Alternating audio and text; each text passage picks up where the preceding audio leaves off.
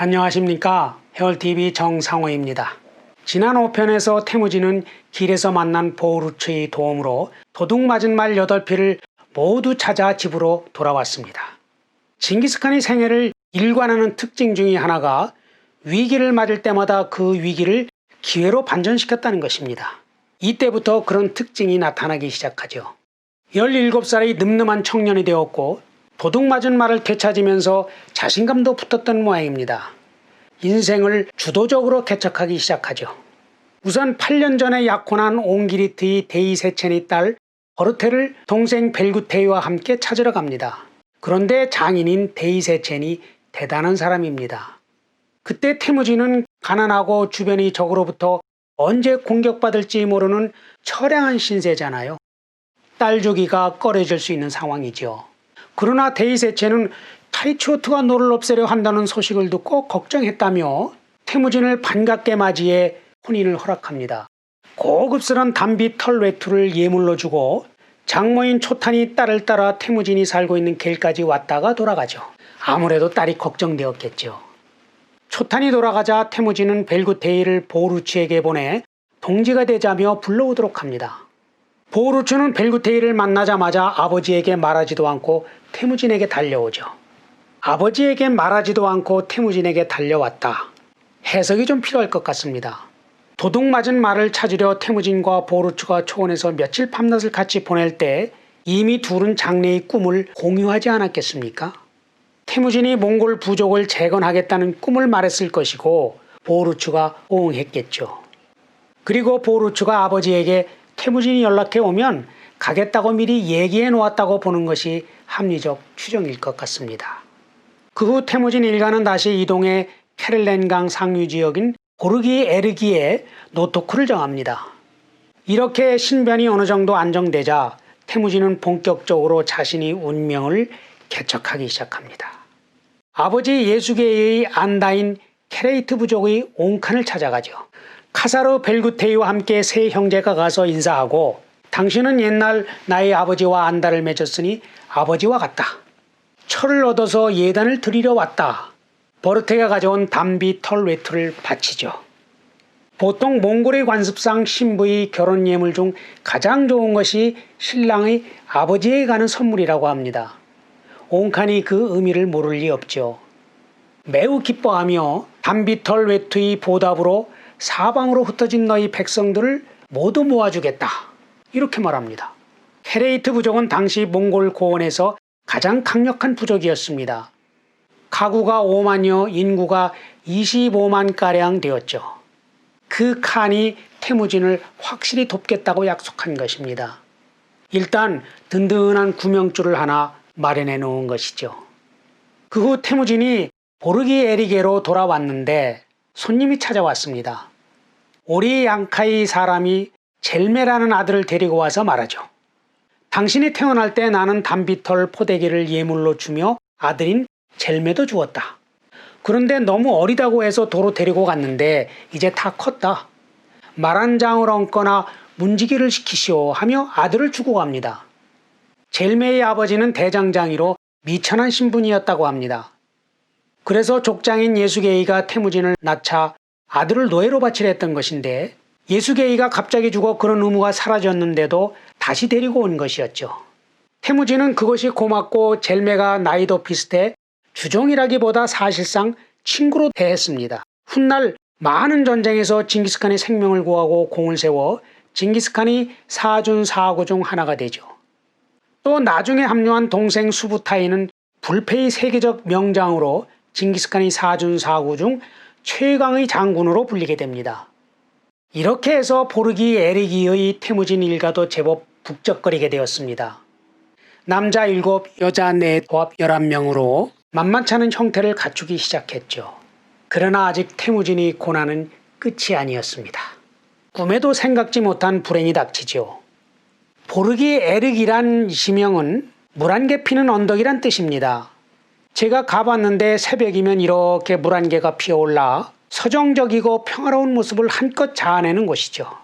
물 한 개가 거치면 맑은 물과 강물에 침식된 10여 미터쯤 되어 보이는 딱딱한 흙벽이 나타납니다. 그 언덕 위로 올라가면 의외로 탁 트인 초원이 나타나는데 바로 이곳에 당시 태무진이 노토크가 있었죠. 800여 년 전 어느 날 새벽 4, 5시 무렵이었습니다. 태무진 일가가 겔에서 단잠을 자고 있었습니다. 그때 메리키티 기마전사 300여 명이 고요한 하늘을 찢으며 들이닥칩니다. 그 긴박한 순간을 몽골 비사에서 옮겨보죠.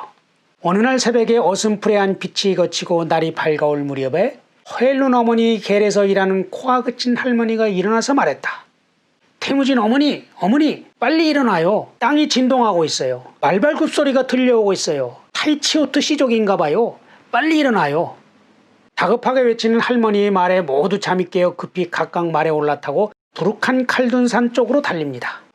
말이 전부 9마리가 있었는데 씨말 1마리를 빼니까 실제 탈 수 있는 말은 8마리, 사람은 11명이잖아요. 버르테가 탈 말이 없었습니다. 급한 대로 코가 그친 할머니가 속에 끄는 수레의 양피 덮개 속에 버르테를 숨겨 몰고 가죠. 가는 길에 메르키트 병사들과 마주쳤지만 태무진 주인 집에서 일을 마치고 돌아가는 길이다. 이렇게 둘러대고 잘 도망가나 했는데 얼마 못 가 수레의 차축이 부러져 오도가도 못하게 됩니다. 그동안 메르키트 병사들이 태무진이 노토크에 도착해 보니 다 도망가고 예수계의 후실인 수치겔, 벨구테의 어머니죠. 이 사람만 남아있거든요. 병사들이 그녀를 붙잡아 말 뒤에 짐짝처럼 싣고 되돌아와 수레를 둘러싸고 수색합니다. 버르테가 잡히죠. 이 급박한 상황을 정리하면 그림과 같은데 병사들이 태무진이 뒤를 쫓아와 부룩한 칼둔산을 둘러싸고 수색을 시작합니다. 그러나 늪과 울창한 산림에 뱀들이 기어다녀 깊이 들어갈 수 없었죠. 그러자 족장인 토크토와 베키가 전에 예수계이가 호엘룬을 약탈했지만 오늘 그의 여인을 붙잡았다. 원수를 갚았다. 이렇게 말하며 돌아가죠. 메르키트가 철수하자 태무진은 부룩한 칼둔산에 기도드리고 태양을 향해 9번 무릎 꿇어 절하며 흉문을 올립니다. 생명을 보존한 감사와 버르테를 다시 찾겠다는 맹세를 한 것이죠. 태무진이 복수하기 위해 어떻게 하였을까요? 먼저 옹칸을 찾아가 부인을 구해달라고 부탁하죠. 그러자 옹칸이 나는 내 아버지가 살아계실 때 안달을 맺었다. 또 너는 나에게 결혼 예단을 펴주었다. 답례로 메르키트를 도륙하고 내 부인을 구해주겠다. 그러면서 나는 2만 군대로 우익을 맡고 자무카 아우가 2만 군대로 좌익을 맡도록 하자. 두 군대가 합류할 장소와 시간은 자무카가 정하라고 전하라. 이렇게 말합니다. 자, 갑자기 군사 규모가 수만 명으로 늘어나고 태무진이 안다인 자무카가 등장하니까 정리를 해야 할 것 같습니다. 사실 여기부터가 징기스칸 이야기 본론이라고 할 수 있거든요. 우선 자무카. 태무진은 11살과 12살 때 2번 자무카와 안다의 맹약을 맺었습니다. 첫 번째는 고라니의 복숭아 뼈를, 두 번째는 화살을 서로 교환하며 의리를 다졌죠. 그런데 자무카는 이미 옹칸과 호영호재할 만큼 강대한 세력이 되어 있었던 것이죠. 그리고 메르키트와는 사이가 좋지 않았습니다. 원래 자무카는 몽골 부족 중 자다라트 시족에 속했습니다. 징기스칸이 직계인 황금 시족의 시조 보돈차르가 임신해 있던 다른 부족의 여인을 약탈했었는데 그때 태어난 자지라다이가 분가해 자다라트 시족을 이룬 것이죠. 둘째는 옹칸이 태무진을 도와준 진짜 이유입니다. 옹칸은 메르키트에 대해 구원이 있었습니다. 어릴 적에 메르키트의 노예로 끌려갔던 적이 있었죠. 그런데 메르키트의 세력이 커지고 자무카가 몽골 고원이 젊은 피로 급속히 성장하고 있어 꺼림칙했었거든요. 그때 마침 태무진이 도움을 청하니까 옳다구나 했던 것이었죠. 옹칸의 속셈은 하나는 죽이고 하나는 반으로 가른다였습니다. 죽인다는 것은 자무카와 힘을 합쳐 메르키트를 멸망시키는 것이고 반으로 가른다는 것은 자무카의 세력을 태무진과 반분하도록 유도한다는 전략이었죠. 끝으로 여기서 징기스칸의 성공 법칙이 또 하나 발견됩니다. 당시 태무진은 자기 신부조차 빼앗기는 비참한 처지였습니다. 그런 사람이 일거의 부인을 찾고 몽골 고원이 중앙무대에 등장하거든요.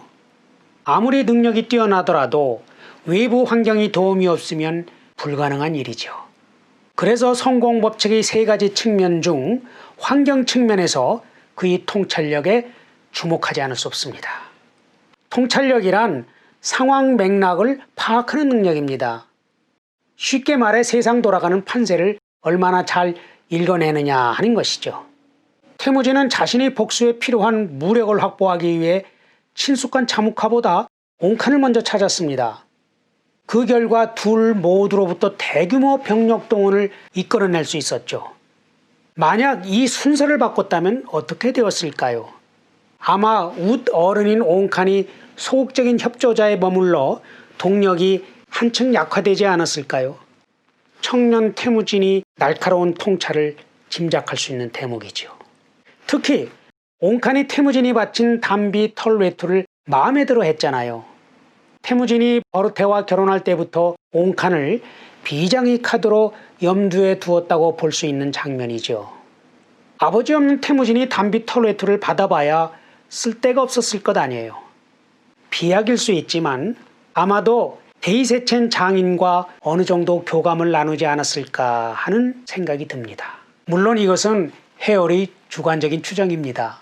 그러나 훗날 징기스칸의 삶을 보면 상황을 꿰뚫어보는 통찰력이 탁월했고 신부를 빼앗긴 절망적인 상황에서 이 능력을 통해 한순간에 몽골 고원이 스타가 된 것은 분명한 사실이죠.